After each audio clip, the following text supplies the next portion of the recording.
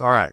So Tina, 90 seconds. Tell us your favorite story of Family Promise. There was a family whenever I first started Family Promise that came in. It was a 2-parent family with one child. Father had warrants against his arrest. The time we weren't able to take them because we couldn't have people with felonies. Because of my previous connections, I was able to take him down to the courthouse, get all of his warrants wiped away, and we moved him in that night. They were in the program for 60 days, and I just got a call from him a couple months ago and says he owns his own home, he has his own business, and they have a new child. So that is just an ultimate success for me. It is an opportunity for families just to get ahead. And this father actually begged us to take his wife and his daughter, and he would sleep in the car. I said that's not acceptable. We're gonna do what we can to fix that. So that's really a kind of a family promise, right? Yeah. Like, yeah, what? Nah, I mean, I don't think too good. So it's like, Yeah, Okay, whatever. Just do whatever you can for here. you can to make sure that my wife and my child are taken care of. It. I'll sleep in the car in the parking lot. I'm like, no. We're gonna go over and above and beyond, and we're gonna make sure that you get in the program.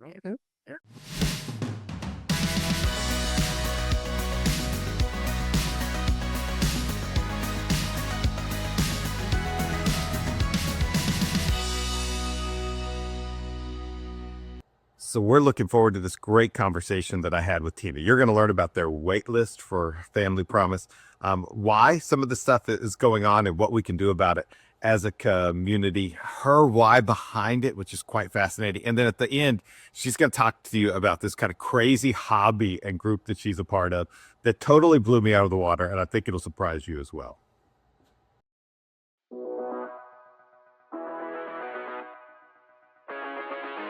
Yeah. So the Family Promise, how long has it been here? So it's a national thing, right? It's a national organization. So Family Promise National started about 38 years ago in New York and New Jersey. In 2018, a group from national office came to Tulsa and thought, well, yes, the services are needed here as well. And there were several of the faith groups that actually got together, and including Christ Church, and decided that yes, we needed a Family Promise here. It took a little bit to get the funding together to get the organization open, but in July of 2018, we opened our doors for the very first time and welcomed our first family. It's great. How many? So 2018, so that's 6 years ago. Yes. How many families? What is? So let's help us practically come walk through it. So what does if a family reaches out to Family Promise? How do you get connected? How do you get connected with people who are in need? So we're very well known. People can go to Unite Us 211.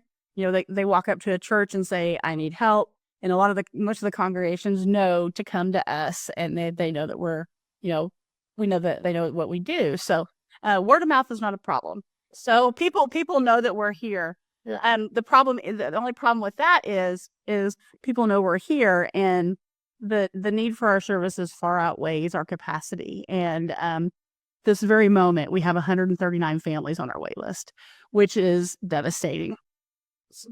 So 139. These are people that are currently without a stable house. Correct. They might be staying with a friend. They might be in and out of shelters. Correct. They may be in and out of shelters. They may be living in their car. Yeah. And, a lot of people couch surf, and then you're not really welcome. You can only do that for so long. So yes, 139 families currently on our wait list. And how many families do you all have in your? Because you all have a kind of a permanent housing. You used to rotate between churches and mass places, and now you're my wife works for Pearl's Hope at Circle Care. So I know where you all are. But so tell us about kind of your current arrangement. What that looks like. Well, we currently have 6 apartments, and we are the only agency in Tulsa besides the Tulsa Transitional Living Center that keeps families together. So we have 6 apartments. 4 of them are on the women's only campus. So we can't have any men there, but men are very important to us and single fathers. So we have 2 apartments out at 71st and Lewis that for either 2-parent families or single fathers. Yeah. So then, so they wait 139 people. They come to you. Mhm. What are some of the things that you all do? How long is somebody there at Family Promise? Like, what's the process like when somebody comes in, finally gets into the door to when they leave? What's that kind of journey at? So the program used to be 30, 60, or 90 days. Because we have such a horrible housing crisis, we have extended that they can stay up to 5 months if needed. And a lot of people have been taking advantage of it just because the lack of affordable housing and, everything that's going on. But when families come into our program, um, it's amazing to watch them from day one because, they're filled with uncertainty and they don't know where their next meal is coming from. They're staying awake at night because they want to make sure that their children are safe from the time that we actually take them to the apartment. And another thing too, we have no shared space. So our families are welcomed into fully furnished apartments and they have no shared space. And the best part about that is unless the children are old enough and cognitive enough, they have no idea they're homeless. And that is so precious to my heart because, the trauma of homelessness on children is just, it's heartbreaking. It is truly heartbreaking. And the fact that this is their home until they find a home of their own is just amazing. I can't even tell you how many moms have hugged the stove because they haven't been able to feed their child or cook their favorite meal for their child in months, being doubled up or sleeping in the car. I've had single fathers that have done snow angels on the carpet because they were sleeping outside while their children were sleeping in somebody else's couch or whatever. Just to have that space of their own is just amazing. We welcomed a family in a couple months ago that the little girl, they had been couch surfing. And when we took them up to the apartment, each family gets their own code. It's their own home. They go in there and the little girl punched in the code and she went to the bathroom immediately and she started screaming, just like wailing, screaming. And she came out of the bathroom almost literally trying to strip herself, saying, "There's a bathtub, Mom. There's a bathtub, Mom." And this little girl was like 5 and she hadn't been able to take a bath in months. I mean, just those little things that you don't think about and we take it for advantage. So of course we went and bought bathtub toys for this little girl. And we were like, "Honey, you just got to wait a few minutes and then, I'll let you take a bath." But we've had families that have just been told no so many times. And we recently welcomed a 2-parent family that was just new in the interview. We were going to tell them no because he had some criminal background. We're willing to work with anyone as long as they're willing and ready to take that next step and get back on their feet. And when we brought them in, our case manager, both the mom and the dad just started bawling and just says, "We can't tell you how many times we've heard no. We were never expecting to hear a yes." And that's very powerful. Just to give these people the opportunity and these families and parents the opportunity to make a better life for themselves and their children. Yeah. Yeah. And I want to talk about kind of the theory of housing and some stuff here in a little bit, but so they come in, they fully furnished apartment. Yes. I know that meals are provided by churches or other organizations typically. So typically, yeah. So just kind of what are some of the things that just help them to get stability in this, what is a temporary season, right? 3, 4, 5 months. But so that tell me just a little more about this. Seniors come in, they don't have to have income. They do not have to have jobs. But one of the requirements for being part of Family Promise is you do have to have a job by day 30. Because we're all about self-sufficiency, we will never, it's not about dependency. Yep. We want you to make sure that you're wanting to make a better life for yourself and your children. So we do have a qualification that they do have to start working by day 30. And we also partner with local, like Still She Rises and things like that. And so if they need to take like a short-term classes, they can do that. And that could be their job instead. So if they want to do like phlebotomy or CNA or something like that, we have partnerships with like Goodwill and things like that where they can take short-term classes to be able to actually make a good living after they graduate. But they do have to be working by day 30.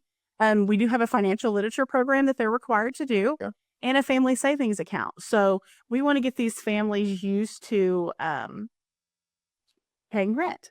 So they actually have to pay a certain portion. We in one of the case management meetings, the few case management meetings, we go over a budget with them.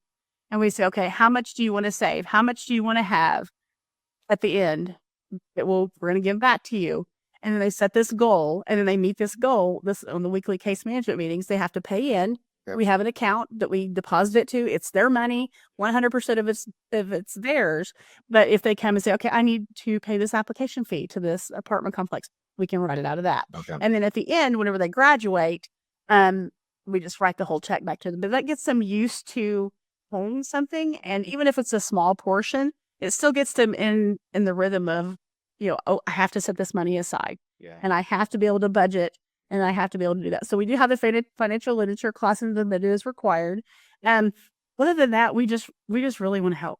We just want to give the families an opportunity to take a breath, because there is such a struggle, excuse me, whenever you're trying to, care for yourself and care for your children, and not having a stable place to live is just, it's mind boggling. And then we have weekly goals. There are things that families do have to have in order to be housed. So they have to have birth certificates. They have to have their social security cards. They have to have, IDs. We purchase all of them. So that's one of the first things that we go over. So if you don't have this, you know what? We're going to get it for you. Because in order to have stable housing, these are the things that you have to have in order. So we're just working with them every single week to say, okay, what are your goals this week? Do you have food stamps? If not, let's get you applied. And then we follow up the next week. Did you do it? Okay, if not, why? So we're not going to do it for them. We're going to help them, because at the end of the day, if we do it for them, what are they going to do whenever they leave? Yeah. So we just give them every tool that they possibly need to succeed, and we push them along the way, and we're there to help them, but we're not going to do it for them because we're all about self-sufficiency. We will never be about dependency. Yeah. So let's say, here's a hammer. Yes. This is how you swing the hammer. Yes. But if you swing the hammer, it's totally up to you. Totally. And these are the consequences if you don't swing. Yes. So I don't know. What is it like? I mean, you've got success stories. Yes. And you probably got stories that are just heartbreaking. I mean, people, just for like your perspective, what is it like when you said, here's the hammer, here's how you swing the hammer, here's what you do, and they don't do that? What's it like for you? How do you handle that? It is absolutely heartbreaking, but I've been here for a little over 5 years, and it's not all unicorns and rainbows. I wish it was. Sometimes families just aren't ready. And if they're not ready, we're not here just to pay your rent for 3 months, to take you out of homelessness, or 5 months and then put you right back in. Yeah. You have to want to make a better life for yourself and your children. We've had to remove people because no matter what, they're like, I'm not going to work at McDonald's, or I'm not going to do this. And so I just want to sit here and then not do anything. And that's not what our program is, because we have 139 families on our waiting list. Yeah. It's hard to have somebody that's just not willing and not ready to do it. We transition them out. Like I said, if they don't have it's a 30-day, every 30 days they're evaluated. And if they're meeting their goals and everything like that, we can extend them.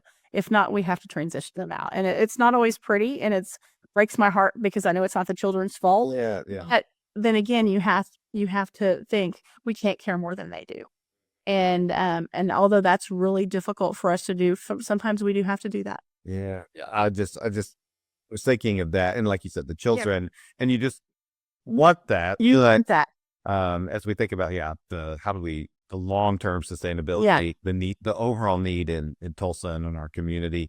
And now when we say families, how many kids do you, what are, I mean, I have one kid, obviously. What's the most kids that you all have? Because we do not own our apartments, we do have to stay within certain guidelines. Yeah. At the Circle of Care, we can go a little higher than we can at the other units. But probably the max we could put for a 2-parent family is probably 2 parents. And if the children are really, really young, probably 3 to 4 kids. Yeah. That is max. We're not technically supposed to have more than two heartbeats per room. And so technically, but if it's like a newborn or something, we do tend to stretch it. But I would love to be able to have a unit where I can help big families, because honestly, I just don't have the capacity to help large families. So like we've had multiple calls where it's a mom with 7 children, or a 2-parent family with 5 kids. Although it breaks my heart, I just don't have the capacity to do that. So at our Circle of Care, we have 2 efficiency units, a 1-bedroom unit and a 2-bedroom unit. Yeah. We get a lot of kids in that 2-bedroom. Yeah. So it just depends upon the size of the family. And the efficiencies, depending upon the age, we have beds that we can move around, bunk beds, and all kinds of stuff. So we can probably get a mom with 2 to 3 kids if they're small in the efficiency. So it just depends. So we try to do what we can to help everybody that we can. But I really do wish that we had the capacity to help the much larger families, and we just don't, unfortunately. Yeah, and I mean, obviously every family's Their own dynamics. and that's one thing, again, as I'm thinking more about, like, about the recent mayor election, and there was, I mean, homelessness and the crisis of housing, which I really think is it's more of a housing crisis than it is a homelessness crisis. So these are probably two very different things in some ways. And I think about those big families and like, what do you do? And so, but I mean, the need 139 families on our waiting list currently is just, I don't know. It's astronomical. It really, it's heartbreaking. And I think what the main problem is too, is people are being priced out of their homes. We have, a lot of families that, the rent is going up and their wages are not, and it's not matching. It's not. And so people are literally being priced out of their homes. I can't tell you how many, people call. We do have a new program. In addition to the apartment shelter program, we do have a prevention diversion program that started in February. And we received a grant from the national office of $15,000. I know it's not much, but we have been able to grow that.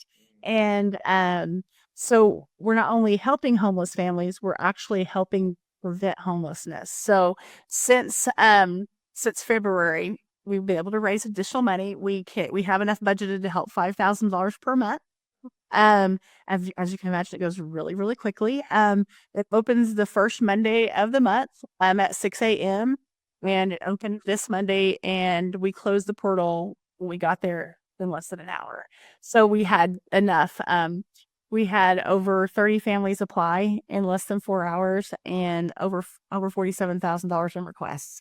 We were able to help every month. We're able to help from anywhere from 5 to 12 families, just depends. So we are trying to help people from becoming homeless too, but there's that need is just so great. So, but since February, we've paid out a little over $48,000. We've helped 80 families, and we've kept 149 children in their own beds. So we're trying to stop it before it starts. And I would love to grow that program as well. Because like I said, we do have enough funding through, March of next year. So $5,000 doesn't go, but you know what? The way I look at it, it's only $5,000, but again, it's only $5,000. And I struggled with it because the need is so great. But then I look back and I go, you know what? I can't help everybody, but I am blessed to help the ones we can. And you know what? To those 8 to 12 families that we help every month, we're their everything. And although we can't meet the greater need of everybody, those families are succeeding, and they're staying in their home. And we've had from moms that a single mom that had to miss a week's worth of work because her child was sick and was short $300 on her rent. And she received a 5-day notice to evict for $300 short on her rent. So we were able to get her, stabilized.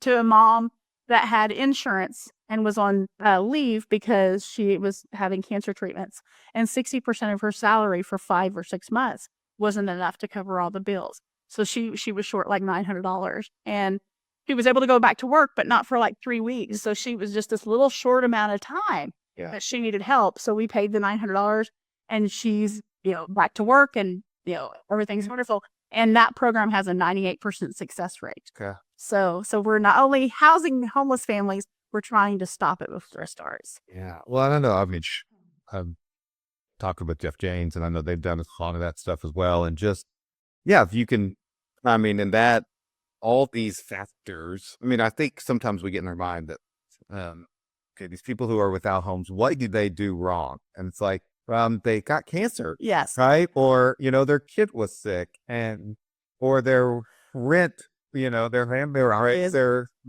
rent, or, whatever it is. Yeah. And through, or learn, I mean, I'm an expert about that. Parents who talk to me about money. Okay? But if you don't have somebody who talks to you about money, and you never learn those skills, and even though I think it's required, I've got a freshman in high school, and I think it's required to have some sort of financial literacy. Nice book. But but lots of times it's, it's just those little things. Like we had a 2-parent family that had one vehicle. Their car broke down. That's the only transportation to and from work. Do you pay your rent, or do you fix your car? Yeah. And so they had the struggle. So there's so many stories out there just like that, who people just need some little help. And it's funny that you talk about Jeff, because I know that they had all this ERAP money and they were giving away helping with millions and millions and millions of dollars. And I had a conversation with him not that long ago. And he's like, well, we only have this amount a month. I'm like, well, Jeff, you know what? I have $5,000 a month. I said, you know what? It's still making a difference. And I was at a meeting with him just the other day and he was like, Tina gave me this perspective. We don't have these millions, but we still have this. And you know what? That's still this. And he's like, thank you for giving that for that perspective. Because I'm like, oh, I would love to have your budget.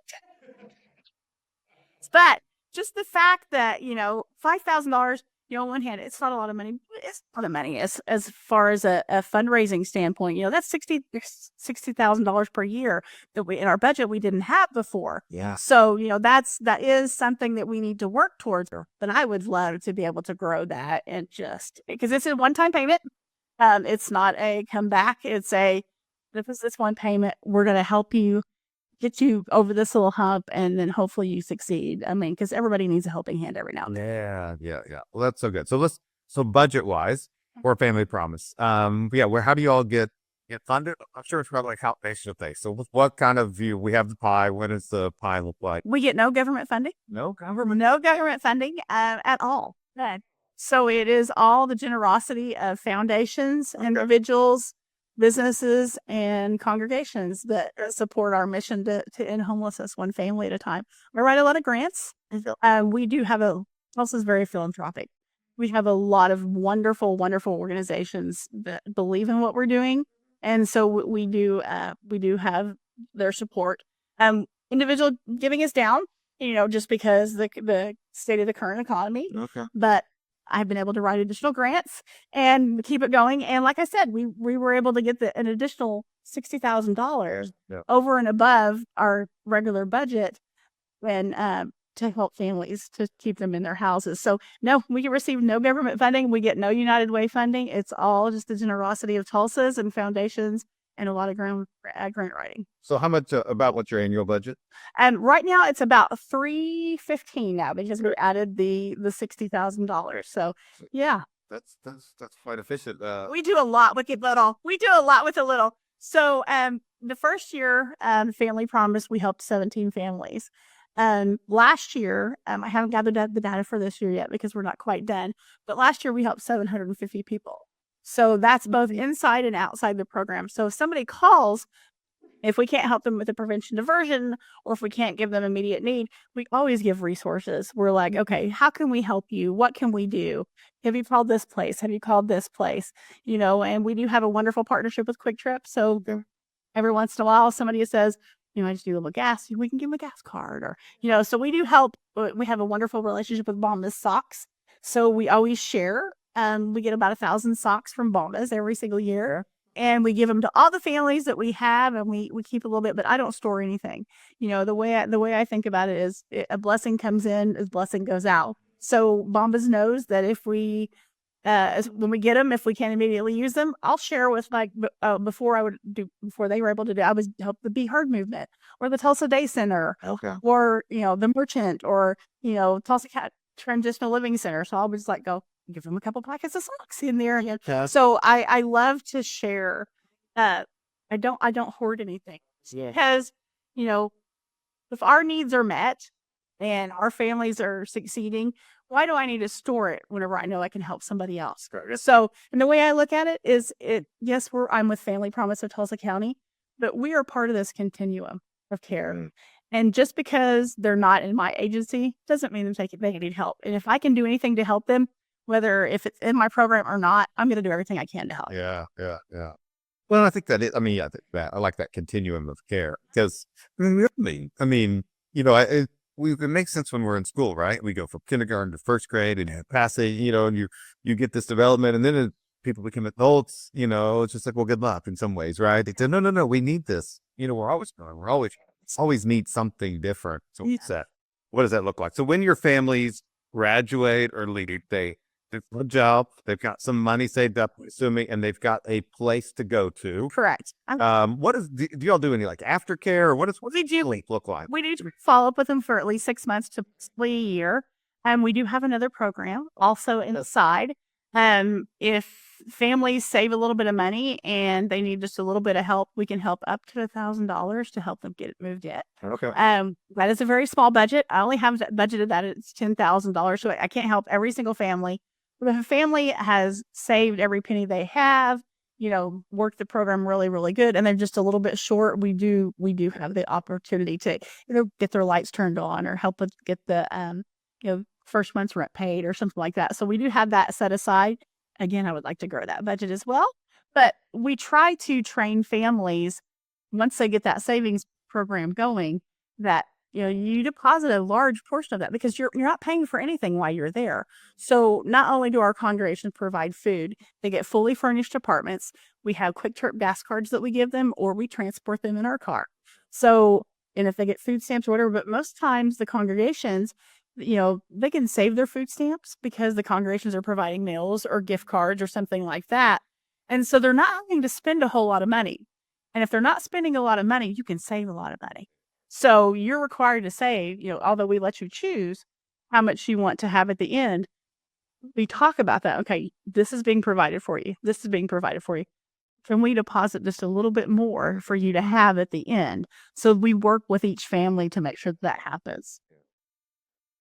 That's so.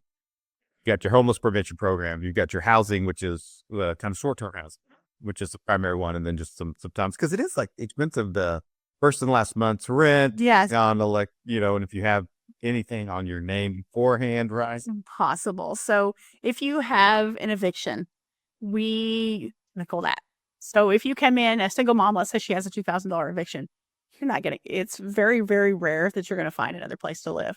So in addition to that savings, we say, okay, let's set up a payment plan, pay that down. Let's get that paid off. And we've had so many families that have come in and paid off $2,000 in evictions, $3,000 in evictions, and then plus in addition, save some money. But because without that, it's going to be hard unless you have a special landlord that that will actually work with you, second chance landlord. Chances are you're going to have a really hard time if you have an eviction. So second chance landlord, that's a phrase I've not heard, but I think I understand it. So a second chance landlord, or somebody who just kind of has a heart for somebody who has a heart for families and for individuals, and stuff happens. Your car breaks down, you get sick or whatever, and there are certain landlords that will take that into consideration and just realize that people just need a hand up, and so there are second chance. With the second chance, a lot of the times you do have to have the first month's rent, the last month's rent, and a whole month's rent security deposit. Mm-hmm. So that's anywhere from, about $3,000. And I can come up with $3,000 just like that. So that's a lot of money. So you have that to factor in as well, is there are individuals out there that will help, but they do require much larger deposits and things like that just to keep them safe. So I guess this sounds like a weird question, but I haven't rented. I haven't gone out to try to. So if I was going to look for a 3-bedroom house, not fancy, just a 3-bedroom house for rent in Tulsa, what am I paying? Each my monthly. Like anywhere from $1,400 to $1,600 per month. As of right now, we would love to be able to expand. I can't literally find an efficiency for less than $900 per month, and that's what you pay in the utilities. That is, no wonder we're at a crisis. We are at a major crisis, and with the prevention of and part of that is a lot of out-of-state companies have come in and purchased some of our real estate, and that has hurt the people. I wrote a prevention check for $1,000, and it went to New York, and that literally broke my heart. But I wanted to keep this family this people from New York own this house. So there's been a couple complexes that have been purchased, no longer take Section 8 out of town. And then, $1,400 for an apartment here is outrageous. New York, that's a steal. So you have all these outside influences. I'm not saying that that's all of it. Yeah. It's a portion of it because the rents are just so high. I know that there are hundreds of people with vouchers in hand, Section 8 vouchers, that can find nowhere to live because there's not enough affordable housing and not enough Section 8 housing. Okay, we're talking theory now. I like theory. So what do we do? What are you, as you see it? Again, I mean, and I can't imagine being a politician, but oftentimes politicians, they want to, it's, what can they do in a soundbite? And I know that, I mean, I know that there's way more than that. And people in the city of Tulsa have worked hard to kind of think more than that. But where do we go? You see us going forward? Because there's 139 people on your wait. On my wait list. And that's just everybody. Yeah. It's just, just a drop in the bucket. Yeah. We drive by, we see people. I mean, there's 1,000, every person is a story, right? Their own thing. What do we get? Affordable housing? What's the steps ahead? I know that Tulsa is working to get additional units they're going to be built. They have this big plan, but we got to help the people right now. Yeah. So there is a huge push for housing first, and which is a wonderful program. However, if you're not completely housing first, you're not eligible for any of the funding. So HUD defines literal homelessness as if you're living on the streets. The 99.9% of the families that we serve are not considered homeless, according to HUD. And that's why we can't get our hands on any of that additional funding to expand our program, because the families that we serve are couch surfing. They're McKinney-Vento, and McKinney-Vento is different from HUD. They're both federal agencies. Yeah. However, they just take cash. So HUD, it's crazy. So I was in a meeting, like I said, we're members of A Way Home for Tulsa. So we had our all-member meeting on Tuesday. And in one of those meetings, Jeff Janes and I was the facilitator. And we had a representative from Broken Arrow Public Schools, and then the McKinney-Vento representative from Tulsa. As of right now, there are over 2,400 children in Tulsa County and 787 children in Broken Arrow that are considered housing insecure or literally homeless. That is astronomical numbers. And because programs like myself and the Tulsa Transitional Living Center and things like that, yes, we're waiting and needing additional housing units, but what do we do for the families that are suffering right now? People can't wait 1 to 2 years. Yeah. They need somewhere to go. So if we had additional funding, we would be able to secure additional units and get, we can't help all 139 of those families right now, but it's, it would be nice if I had 10 to 12 more, and funding, you do have to, consider the funding. And because I can't find an efficiency for less than $100, that's not my budget. It's just not my budget. And I'm so grateful for the units that we have now, because they're all bills paid. And, I have a set amount that I pay every single month, and I can't have that, is the electric bill going to be $200 this month or $300 this month? And I have to budget that in there. And I just have not been able to find additional units. Yes, Tulsa is working, and all the agencies are working together to try to bring homelessness down. But we have to consider too, what can we do right now to help the families that are suffering? And they can't wait 2 to 3 years. Families can't wait. Yeah, for 2,400 kids. It's like, hey, if you got a plan, when your kids in 8th grade, they're 5th grade now, but when they're in 8th grade, they'll have a house to live. Then, that's, it reminds me of I went to Lebanon to see a few years back, and just with refugees, and somebody told me the average time of a refugee is 18 years. And, you just think, what's 2024? So that's, we go back to 2006. What were you doing in 2006? Can you imagine being homeless? What do I don't know. What is the average? Is there an average time that people are housing insecure or homeless? What is that? What is that? I mean, for some people, that's the life. It's chronic. It's chronic. Yeah. A lot of it's chronic. And the fact that we deal with families and family homelessness is growing. It's really, really, truly sad. I don't have statistics. We could probably check the Housing Solutions website, because they do have wonderful data, and I wasn't prepared for that. But there's a lot of people in Tulsa that are struggling, and it breaks my heart that we are not able to help every single one of them. Yeah. And obviously kids, right? But we have adults. So 2,400 in Tulsa. Tulsa Public Schools. In Tulsa Public Schools. Another 700 in 87 in Broken Arrow. And there's a part of me that's like, oh yeah, Tulsa, of course. But that number in Broken Arrow is just astounding as well. It's astounding, because there are very little resources in Broken Arrow. So if a family becomes homeless, rid of the McKinney-Vento, and a lot of the times, if there's no resources, those families end up coming to Tulsa. And that's really hard on a child. I mean, can you imagine being a kid? Everything is going wonderful. when your parents loses their job or get sick or something, you come home one day and all your belongings are in the car because you're getting evicted. I mean, the trauma of that is just astronomical. Then you go to the local shelter, there's no family rooms. And because there's no family rooms, guess what? You're getting separated from your father because children cannot be in general population, which is fine. Mm-hmm. But can you imagine the trauma of that child of losing their home, losing their friends, the only place that they've ever known? Mm-hmm. A lot of the times whenever they're sleeping in their car, sometimes the car gets repossessed. You know, they lose their car, they lose their home, and now they're losing their daddy too. That is so heartbreaking and so traumatic. You know, homelessness on children is so detrimental. It causes, a lot of them drop out early, sick, mental health. I mean, there's just so many conditions that can be stopped just by giving these families a secure place to call home. Yeah. And you mentioned housing first. And so I listened to, a podcast not too long ago, which is how I begin a lot of sentences. I was listening to a podcast. Oh, I'm trying to remember who it was with. It was, Lee Camp has a podcast. I can't think what it's called, but he was talking, whoever it was talking to Housing First. So Housing First, as I understand it, is basically the first need that people have is housing. Yeah. If we put them in a home, then then we give them other services. But if we say, okay, get your life together and then you get a home, it doesn't work out as well. Is that right? Is that basically right? Yeah. So the Housing First. So basically they offer, they get families into a home or they get an individual in the home and they can pay up to a year's rent.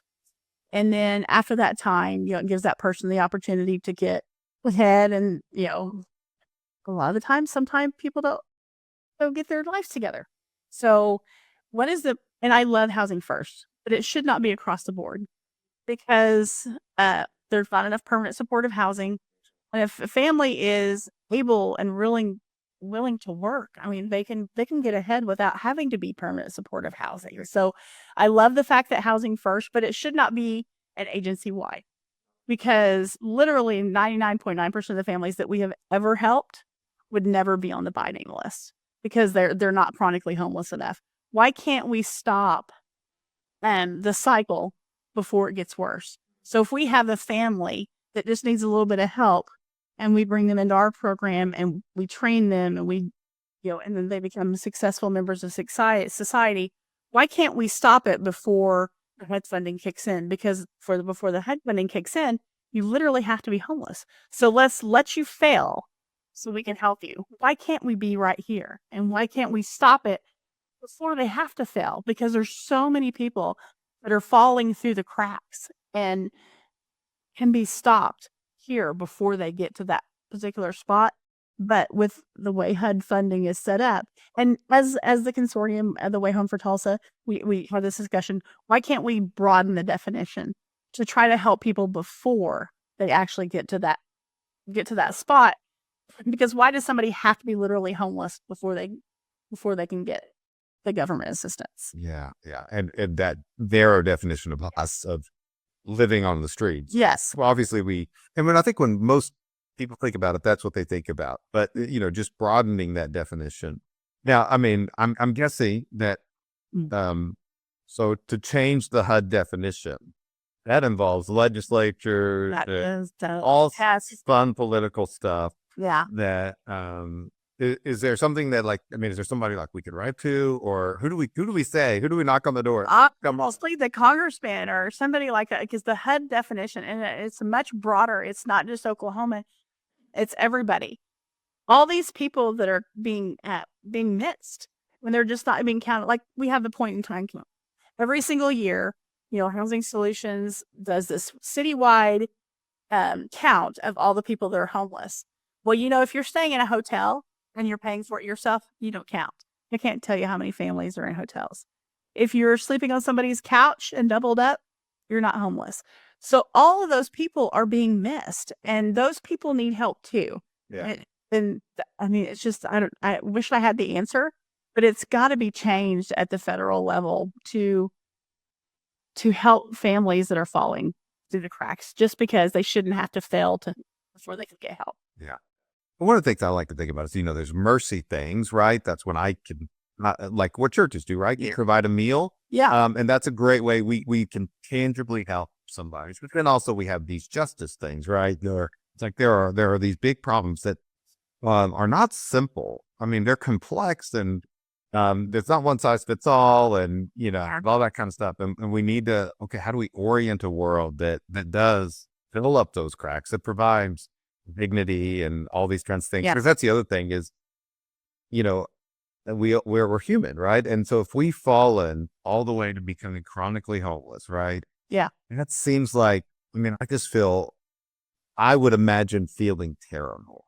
Just my dignity gone, my sense of worth. So many times, Yeah. oh, well, you can't do this, but you're not bad enough for this. You're not good enough Not for good. this. Yes, you're in the middle, and we need to find somewhere for the middle. Okay. We need to find some way to help the people in the middle because once you become chronically homeless, it is so hard to get out of that. I mean, it is so hard because if you can't take a shower, you can't go get a job. You can't, it's just all these things compounding on each other, to make it so difficult to get out. And that's for individuals and for families. Yeah. I mean, so like one of these shelters here in Tulsa, you do have to leave during the day. So if you have small children and you don't have daycare, how are you supposed to get a job to get ahead? So it's just the revolving loop. You need the opportunity to be able to take your breath and just have an opportunity to try to better yourself. And without that stable housing, it's very difficult. I mean, it's very, very difficult. And so when the families graduate, you were talking about graduating. So whenever they get their own house, everything that's in their apartment except for the furniture they take with them. So we have the congregations do wonderful supply drives for us. So every pot, every pan, every dish, everything, literally shower curtains, bath towels, sheets, blankets, pillows, they take it all with them, and then we replenish that for the next family and make it a home. So we do give them a little bit of a start. Mm-hmm. I wish we had the ability to do furniture, but furniture is really expensive to replace. But if it's not tied down, they take it with them. Okay. Well, yeah. So that's something that is who's watching this and they think of a congregation like, hey, what can we do? We could do a supply drive. And we can do a supply drive. Yeah. I cannot tell you how much toilet paper we go through, how much of paper towels we go through, cleaning supplies. We need a lot of twin sheets. Everybody gets a brand new pillow. Nobody wants to sleep on nobody else's drool. I'm sorry. Everybody gets a brand new pillow, and you take it with them. And we have a wonderful volunteer who makes custom little adorable pillowcases, and the kids get to pick them out, and it's so cute. So yeah, supply drives are fantastic because it does save our agency money, and we can use that towards rent, or we can use it towards prevention if we don't have to buy all this, this toilet paper and paper towels and stuff. Yeah. So let's talk about you personally, because you don't just, how did you get involved in this company, this ministry, and like, what's your why? What's my why? So I am a very techie person. So when the tech bubble burst, I went back to school as an adult to get my bachelor's degree. Very hard life.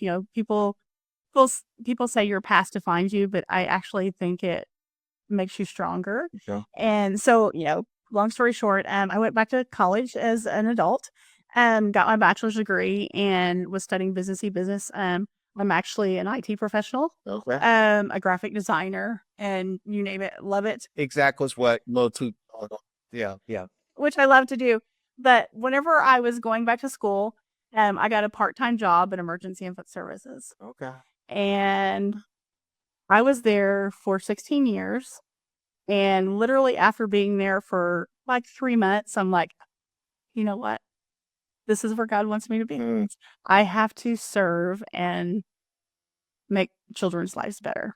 And even though I finished my degree, I'm like, I will never be able to get a tech job and make all this money because this is where God wants me to be. So I was in emergency infant services for 16 years. Yeah. Absolutely love it. That is still my heart.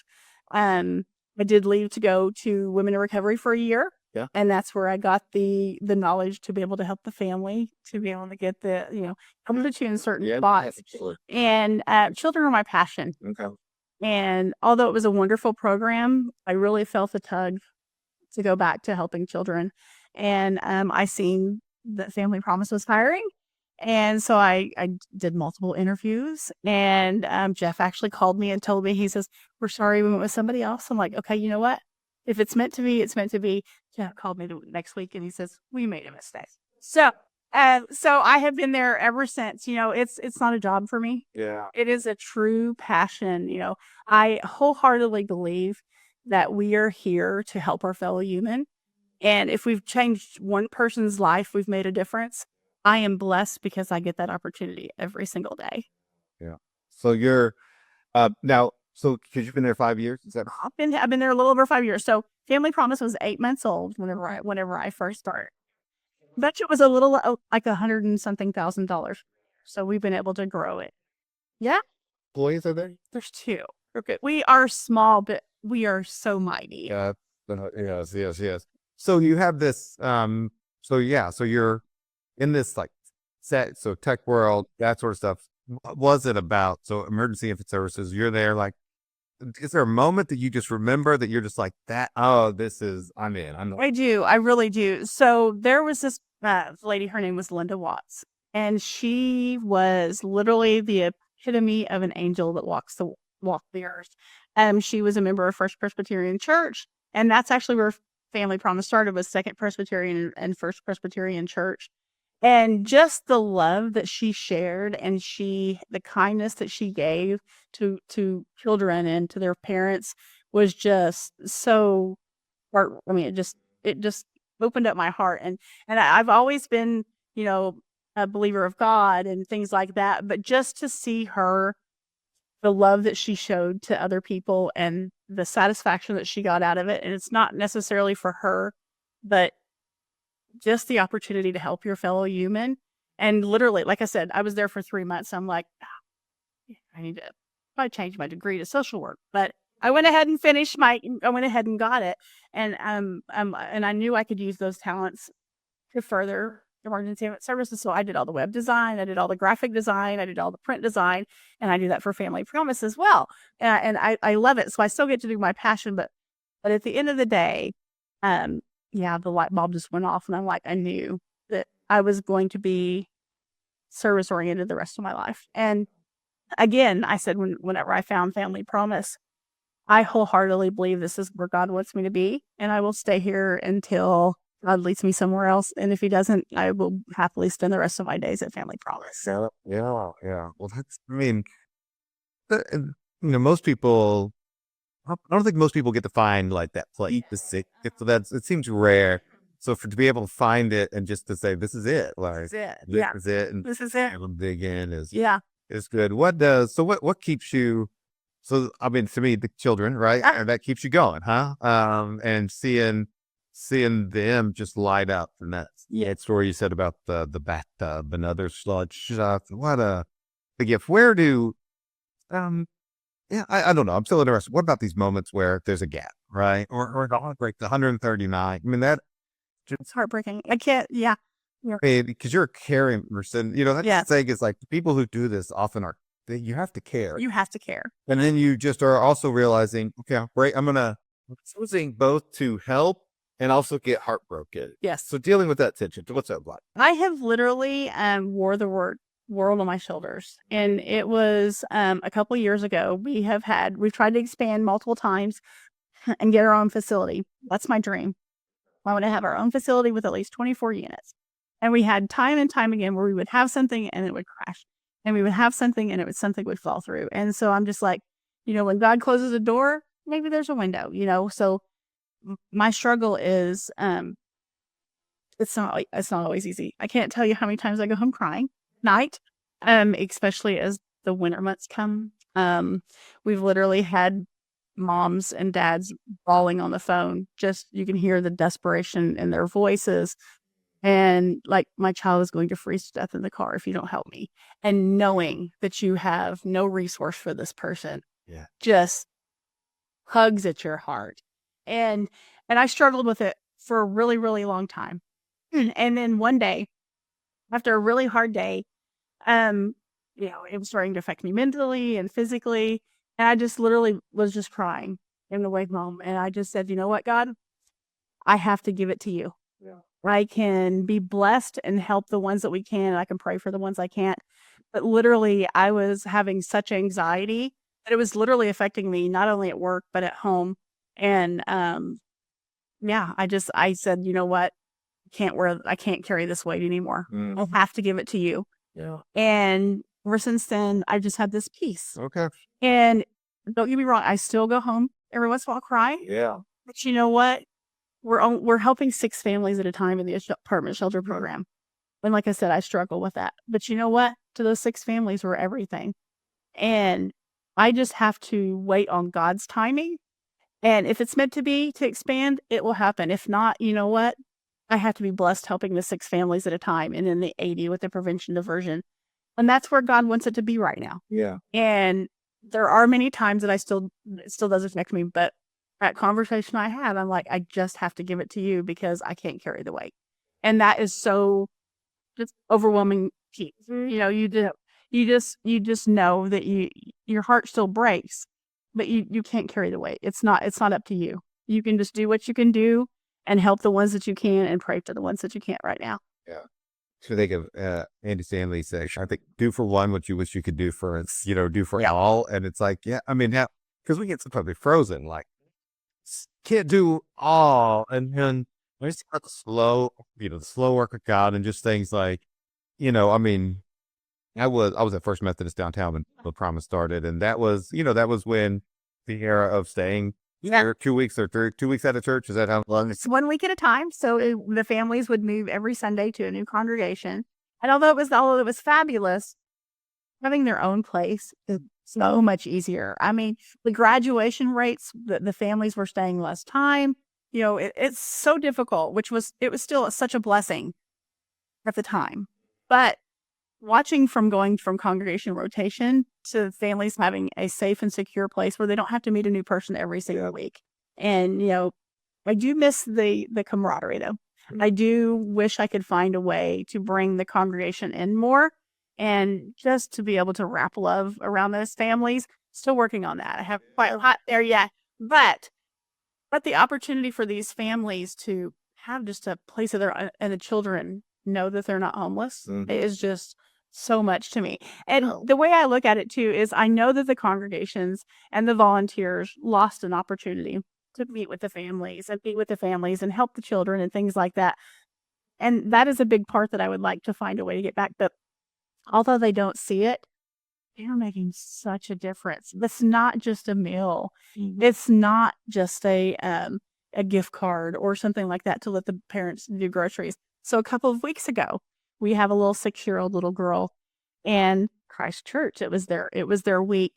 And the little girl was so excited when Emily, our case manager, went up and talked. And she goes, the 6-year-old little girl was so grateful for the congregations and all the volunteers. She goes, Emily, it's so nice that they bring us stuff. They make us feel so welcome and they make us feel loved. And she goes, and please tell the volunteer that brought the chicken Alfredo, that was my favorite. And that was just, Yeah. they don't have the opportunity to see it themselves, but oh my gosh, they're making such a difference. In that 6-year-old, that little 6-year-old girl that is so grateful for every volunteer that brings it. She just thank them for taking care of our family.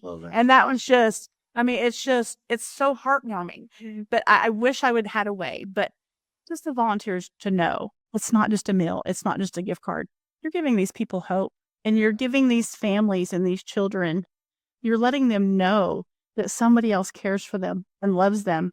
And if we can plant that little bit of seed and just for them to know that people care for them, that helps them so much. And you never know what that's going to lead to.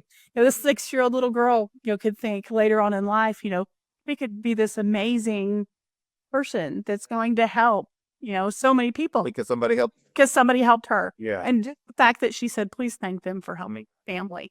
And this is a 6-year-old precious little child.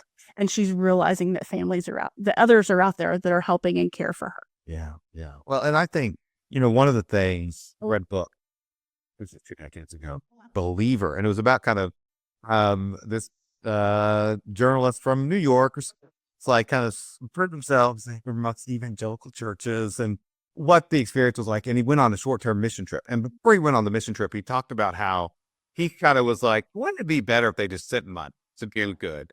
But there's something about that personal investment. He's like, oh, these people bought in. And probably as I think about Family Promise, that initial season that was harder for families. Yes. It gave churches skin in the game. It gave them a chance to see, to feel, to touch. And that's needed. And but we also, I think, we also need to understand, like, we don't always get to see the results of our Yes. right. Uh-huh. We need that hands-on, Tangible. Yeah. and then also there's the maturity. Like, I'm giving, and I don't always get to know. Yeah. I don't always get to see and touch, and that's a gift as well. That just to be generous for generosity's sake and trusting. Yeah. That good stuff and fruit is going to happen, because that's what you do in the kingdom of God. So yeah, well, so for you, you're in it. This Family Promise housing, and your big dream is more Units. Yes. Units. Setting. I mean, like, how's that pop? Like, what is that? What are the doors that have to open for you? So the doors that have to open, because real estate is so crazy right now. So I can't tell you, whenever I said we had an opportunity and a failure and an opportunity and a failure. So if we find like a unit that we're interested in, we're kind of in a really hard spot. So we don't have the funding to purchase it. So when we reach out to this apartment complex that we want to purchase or whatever, they're like, okay, whatever. This is what you need. And then by the time we actually go to a funder or something like that, it's already sold. So we're in this really weird spot. So we would love to be able to buy something. I don't have the money for it. I can't raise the money for it until I know what I got. So I'm just in this little weird trifecta of just craziness, and it drives me insane. But so I have to have the funding before I can purchase it, but I can't ask for the funding until I know what I'm going to buy. So I'm in this weird little trifecta. But my dream and my goal is families will never be data for us. Every family has a story, and every family is unique, and we treat them in that way. I don't see us ever growing to be like a mental health association, having huge apartment complexes or thing like that. I see us having like a 24-unit apartment complex, where we can help 24 families at a time. In addition to having the shelter program, I would like to have some of those apartments be transitional. And what that means is, let's say that they've gone through the 5 months and they're doing really, really good, and they just need a little bit more time. Yeah. And then at that point, we could move them to the transitional. They could stay in the same apartment, but they could move to a transitional where you pay well below market rate, like $500 or $600 per month, for let's say 6 months. Yeah. And then maybe have a couple of units that would generate funds for Family Promise that you just rent out. And then, so not very many that way, but I would love to be able to bring them into the shelter program, let them stay there, move them into the transitional, and by then watch them fly. I mean, because if you give these families an opportunity, that is my dream, and my goal is to have this 24 unit. And the reason I don't really see us having more than 24 is because, again, families are never data for me. I know we have to have data, which we do, to pile wonderful data, in order to get funding and things like that. These families are families. When these children come down, I know they can come in my office. I want to know them, and I want them to know that they're not just a number, that we really care for them. Yeah. And to know that they can call us, 2 months or whatever, or after, or whatever, you tell us a story, or, I'm struggling. Do you have a resource? I want to build the relationships with these families, so I know that there's somebody out there that cares. So I'll never see us getting really, really big. Although the need is so huge, I want to make sure that the families know that they're still families and they're never data. Yeah.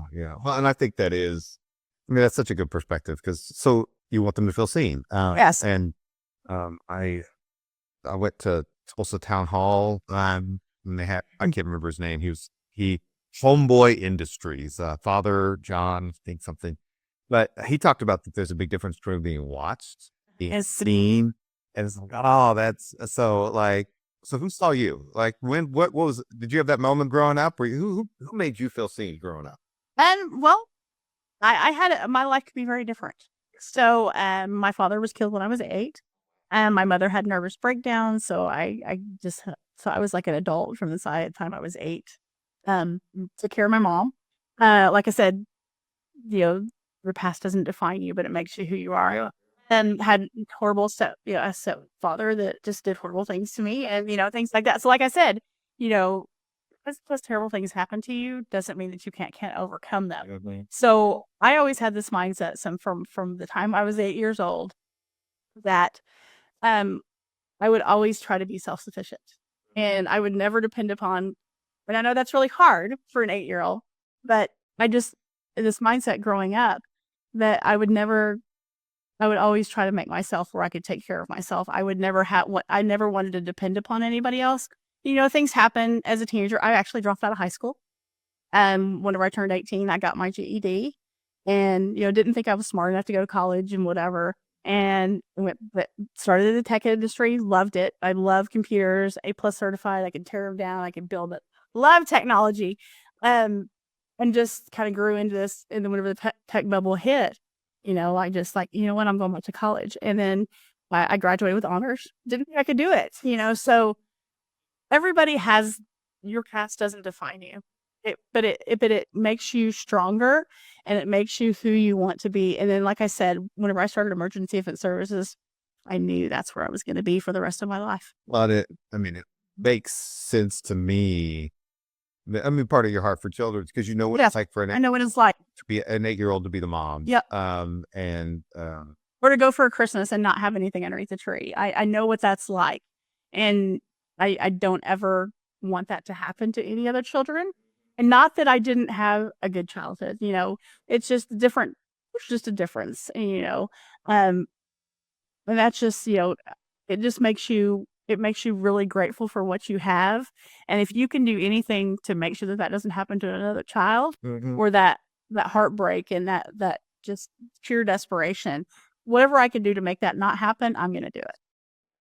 Well, that, I'm putting kind of some of these pieces together in my own head now, but and then part of your goal of like self-sufficiency, right? And helping these families to be kind of self-sufficient. And that's part of what you need. And then you have this traumatic, I could probably ask a ton of questions. I won't ask a ton of questions, but just the trauma you went through, what was healing like? When did healing happen for you? I've always been very religious. My father was a part-time pastor. Okay. So, losing him was really difficult. I have an older brother. He's 4 years older, and he just kind of rebelled, and he went on his own way. So I was there. I had to take care of my mom. I just had to. And I lost my mom. So I lost my dad when I was 8, and I lost my mom when I was 28. So I have been, it doesn't, no matter how much you love your parents or whatever, losing them at such a young age is just, it's mind-boggling. To automatically think, I'm like an orphan in this world, even though, I took care of my mom and stuff like that. You still have that person to call. I called her every single day. I talked to her, literally when I worked in Italy for a month as part of the tech. I literally called her from Italy every single day. And just to lose that connection was really, really difficult. I've always been the caregiver. So, I've always taken care of my mom, and I take care of my elder brother. So it's just, I don't know, healing just kind of, I think it just kind of happened. And I think whenever I found what I was supposed to do in life, I think that really helped. I can't really pinpoint it, but just knowing that I'm going to do everything I can to make sure that trauma doesn't happen to another child, and just honestly being able to provide the diapers and the formula and everything just to children, and realize how much that was helping.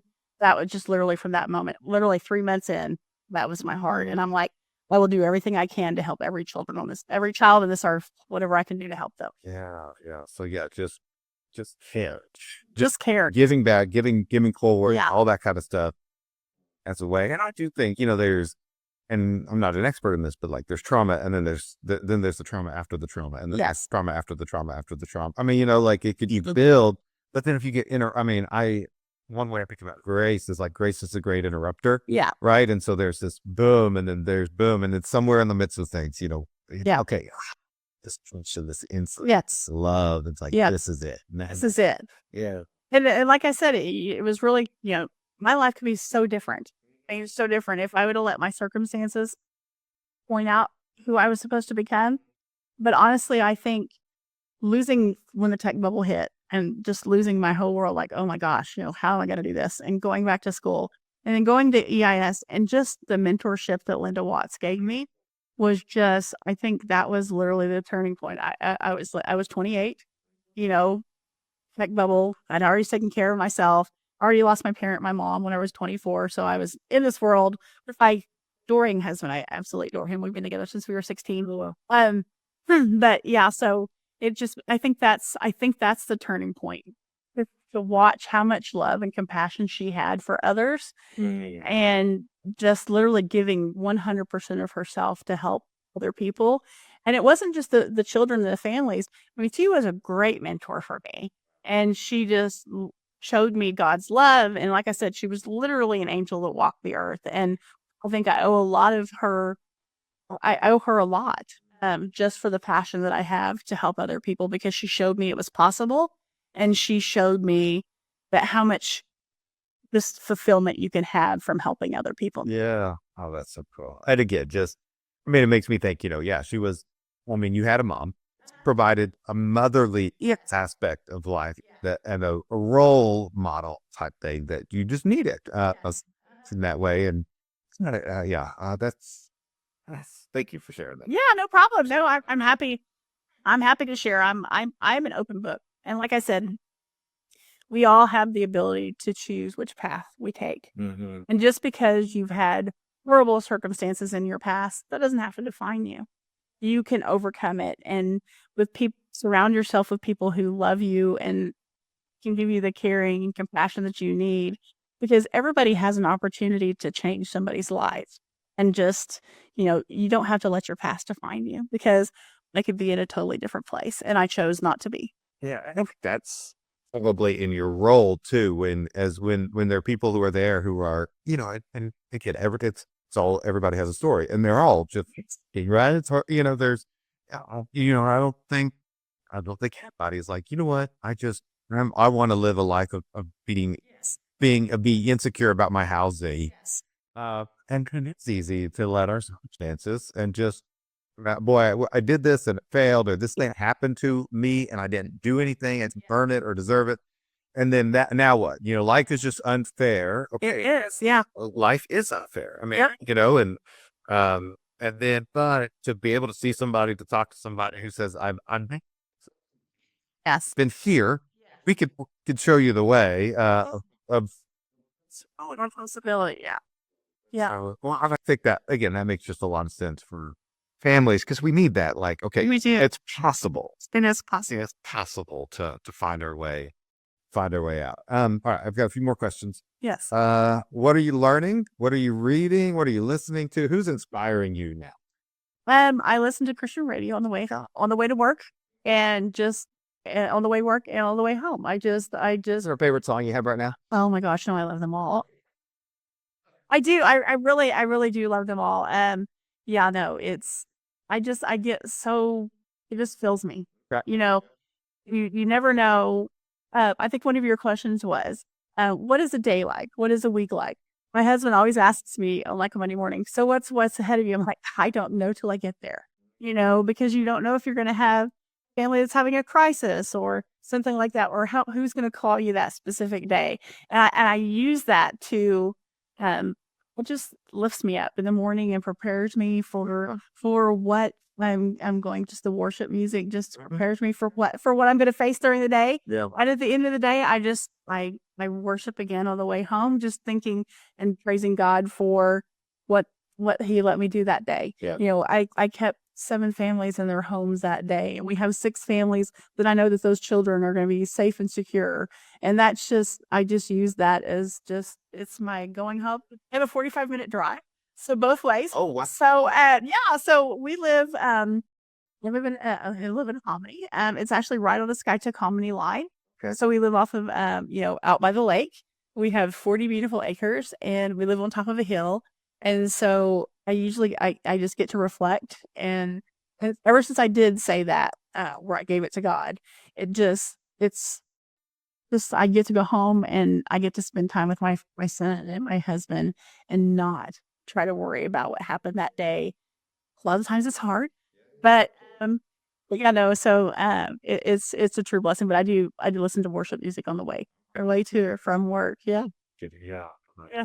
Provide that just with Provide just that what you need, and just lately with the political climate too, I'm like just the noise and the clutter. And you just got to give it away.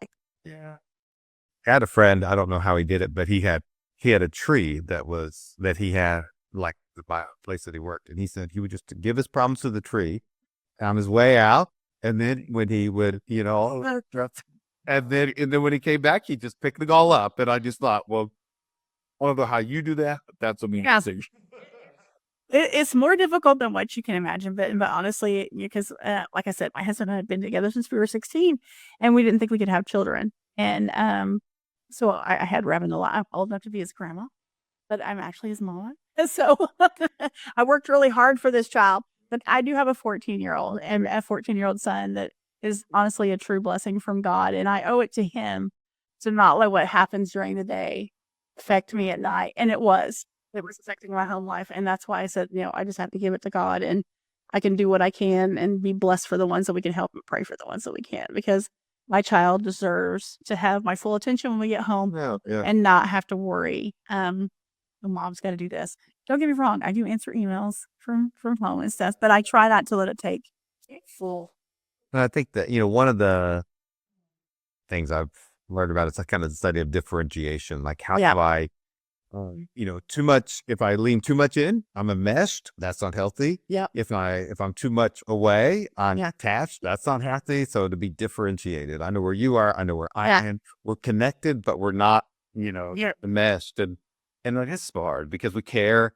So because we get our work value and all that kind of stuff and what we do, but then, we can become just, I remember there was a time it was the end of the summer. We had promised our boys we're going to go to the water all summer long. And it's just done. So things happen. Yeah, this kid do it now, kid. So finally, like, today's, because you got school next Monday. So I remember going to the walk park, and right before I got there, checking my email on my phone, and I got one of those emails, and you're just like, Oh, I know. And that's just, put the phone in the locker and going swimming. But like, I remember being in the pool, and I remember thinking like about this email, and I remember consciously thinking like, Aaron, you are literally in the pool with your kids. Like, these are the good days. Yes. And you're missing them. Yeah. And so it's like, I cannot do anything about it. I don't know, those like kind of transformative moments for me in a way that just like I gotta be, do it. I've got to be here. And like, I can't let those things, as important as they are, and of course, you can remember what the emails about. Yeah. And it wasn't as important as I missed to see. This is what matters. Yeah. And being able to be present is yes. Well, and then also too, you have to have things outside that you love, and outside of helping and things like that. And what would really surprise you is I do have a way to blow off steam afterwards. My husband and I are pyrotechnicians.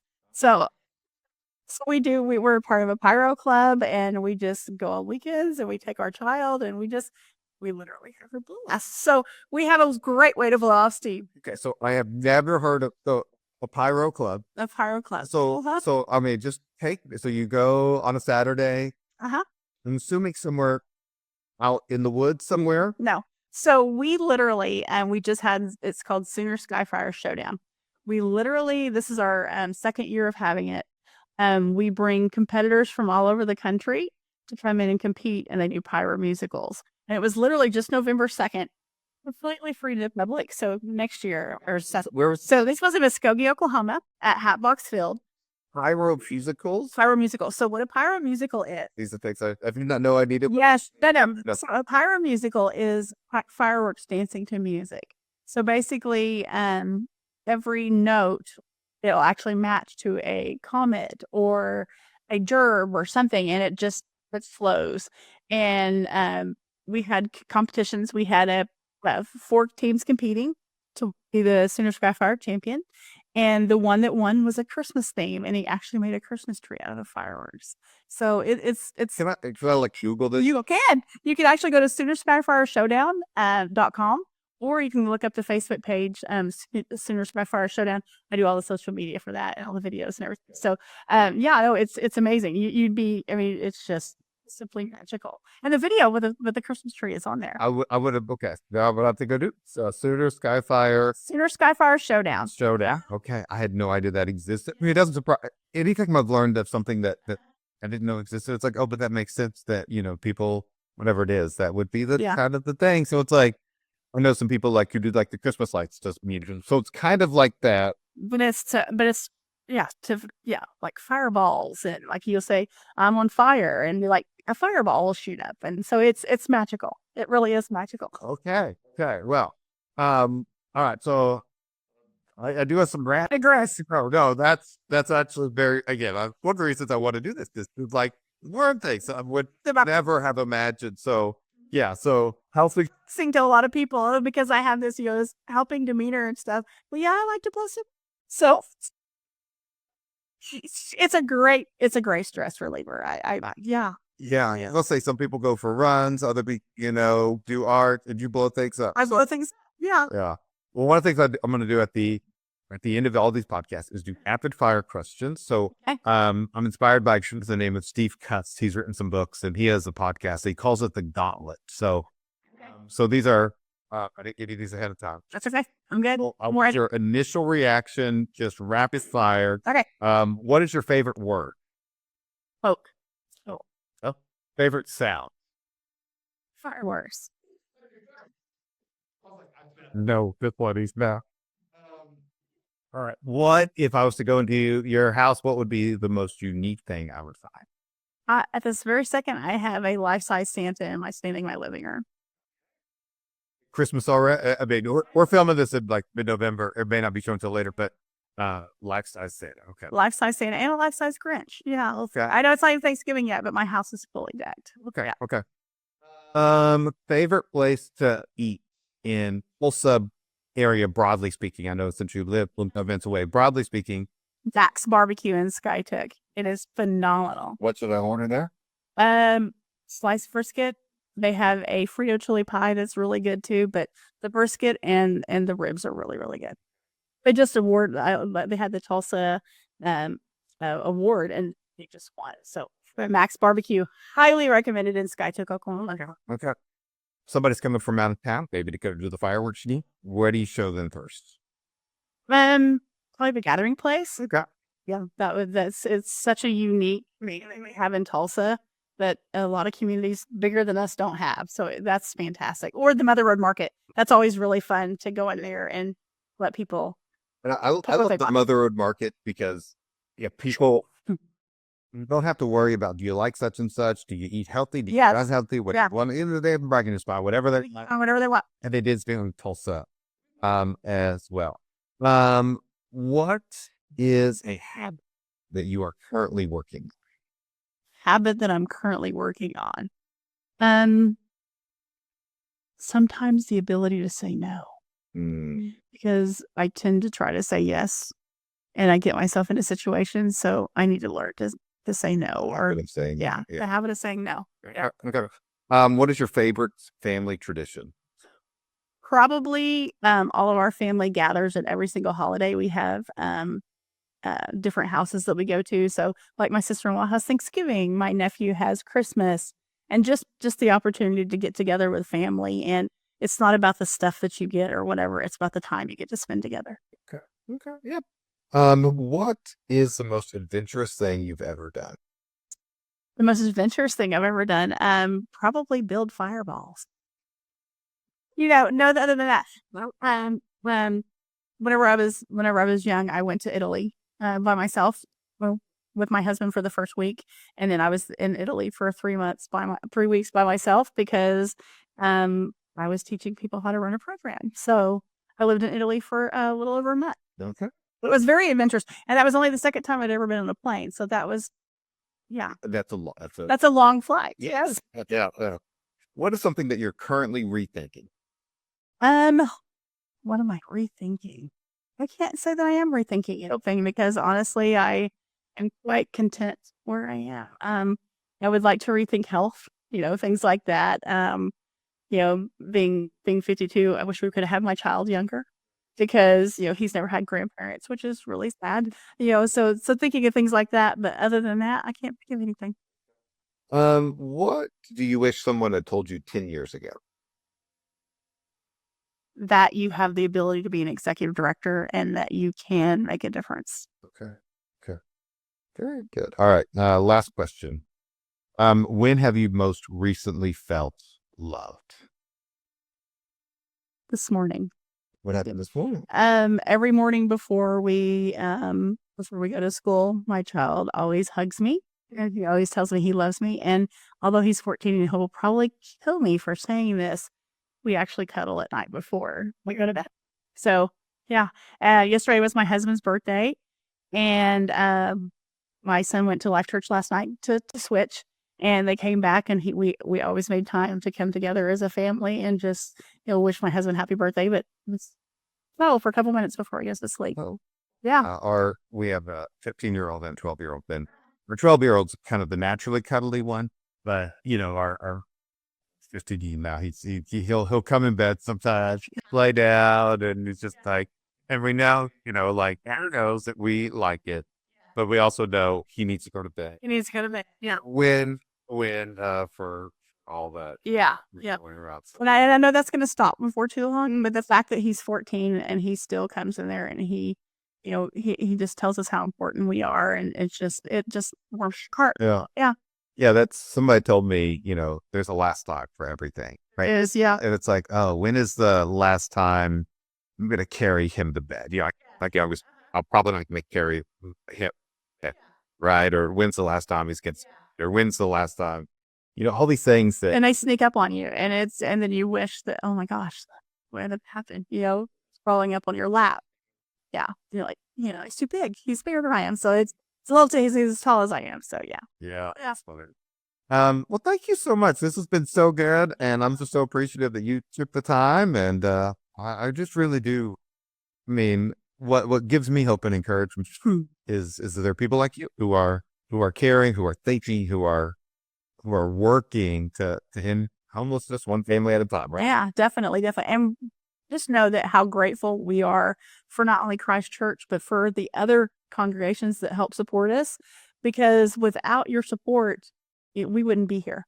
And we are so grateful for you and all the volunteers and everybody and all the congregations, because they made it happen in the very beginning, and they've made it possible for us to help as many families as we can. And without them, it wouldn't be possible. So we're very grateful. All right. And so Family Promise is the Family Promise of Tulsa. FamilyPromiseTulsa.org. Family Promise Tulsa.org. I'm assuming you put all that together. And also very good. Well, thank you so much. You're very welcome. Thank you.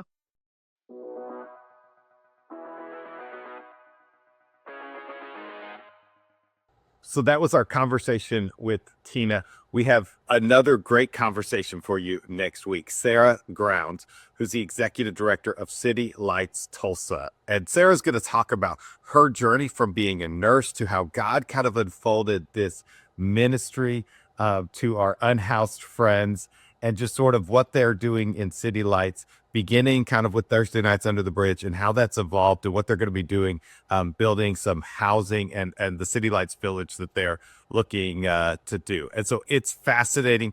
You're going to love it. Can't wait till next week with our next episode of the Tulsa Neighbor Podcast. We'll see you on Thursday.